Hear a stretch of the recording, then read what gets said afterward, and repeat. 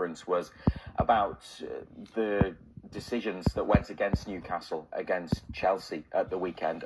There were undoubtedly a few, and Eddie Howe revealed that Newcastle have contacted the PGMOL, that's the body that looks after referees and refereeing, Professional Game Match Officials Limited, PGMOL, and it was because there were a number of calls in the Chelsea match that Newcastle were unhappy with and felt were just plain wrong, were incorrect, particularly the decision not to award a penalty when Anthony Gordon was barged over in the box by Trevor Chalobah. Yeah, we will be seeking clarification, and I think that call's already gone in, not from me personally, but from the club. And yeah, we just want to know the thought process behind the decisions. I thought, and I still do, it was a clear penalty, having reviewed it. I've not changed my mind, but it wasn't given, and for me, my time's best spent moving forward rather than backwards.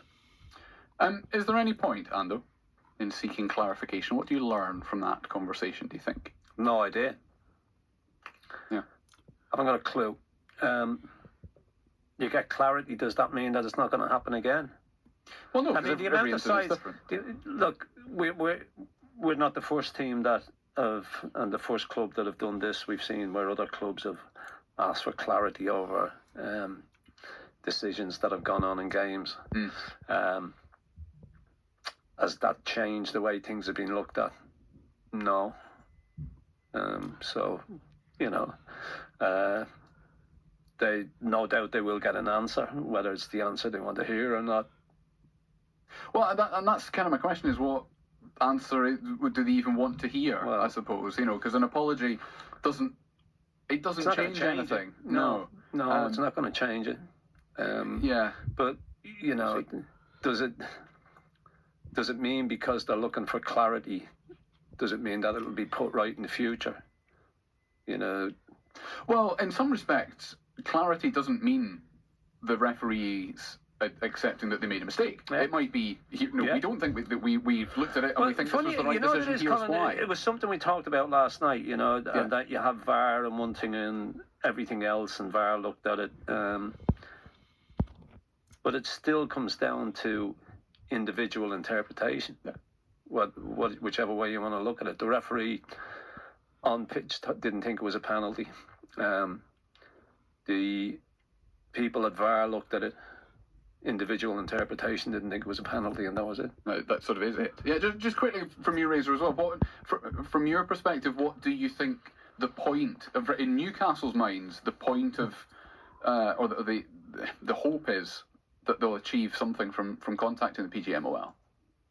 Well, I think Eddie Howe's not the sort of manager who will be strongly critical of any officials in post-match interviews or pre-match interviews like today. He's quite measured, and even after the final whistle, when emotions are running high, he manages to stay controlled. So I think from Newcastle to go through official channels to, one, register their displeasure at the decision, that may well have been made clear privately. I'm sure it was on the pitch and on the sidelines. I'm certain it was on Saturday. But to have a conversation that could well be constructive and, as the manager put it there, seek clarification so they can understand why those decisions were reached, even if they don't agree with the thinking, the thought process, or the way that the laws of the game were applied, so that they understand. It could also be useful for the PGMOL. They certainly are sent a lot of feedback. How much they actually pay attention to it, I don't know, because everyone has a go from all sides, don't they? But for them to hear it from Newcastle's perspective, why it was wrong, why they felt it was wrong, and I think just to talk it through, it probably helps get it out of their system, and then they have to move on. I want to just mention, on the subject of officials, by the way, Manchester United on Boxing Day, the referee has been appointed, and it's Anthony Taylor, who is listed as a Cheshire official, but he's from Greater Manchester and is known to be a fan of Altrincham, who are a non-league team, and that's less than 10 miles from Old Trafford. Now, he's refereed this fixture before at St James's and at Manchester United as well. There's been some controversy in the past. There have been other times when it's been fine. He referees Manchester derbies regularly and many big games, and has long been considered one of the top referees. But that appointment, particularly at a time when Newcastle have got their issues with the PGMOL, especially on social media today, hasn't gone down too well with the fan base. There's a different officiating team for Burnley a week tonight, next Tuesday. Rob Jones from Merseyside is doing that game. But Peter Banks, the VAR for Newcastle Chelsea, the one that's coming in for criticism for a number of those decisions, whether it was the potential Garnacho red card or the 3 penalties Newcastle could have had, he will be VAR for Sunderland against Manchester City on New Year's Day. So we'll probably be talking about him again on this show in the not too distant future. I would have thought so. Right then, injury news ahead of that trip you've just talked about to Manchester United on Boxing Day. Well, Eddie Howe said he was expecting Nick Pope to return to training this morning. He's missed 7 matches with a groin injury, but he has a chance of being named in the squad for Man United. Whether or not he will be, we don't know. And if he is, whether he will start, well, that's something that we can't say for certain at this stage. Other players, well, there's no time frame yet, according to Eddie Howe, for the return of Tino Livramento from a knee injury. He's still being assessed. I asked him if he had some clarity over the nature of the injury, the extent of it, how long he'll be out, and he said not yet. And we're just going to have to wait and see on that one. An area of the team that they're really short in, with Emil Kraft and Kieran Trippier also unavailable.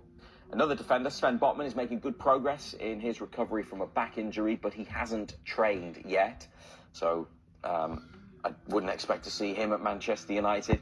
But we might see Joe Linton on the pitch at some point on Boxing Day. He's been in the squad, but deemed not fit enough to start the last 3 matches. And he has the groin problem that was sustained in the Champions League. They've just been giving him it longer to get fully fit, but they've named him in the squad.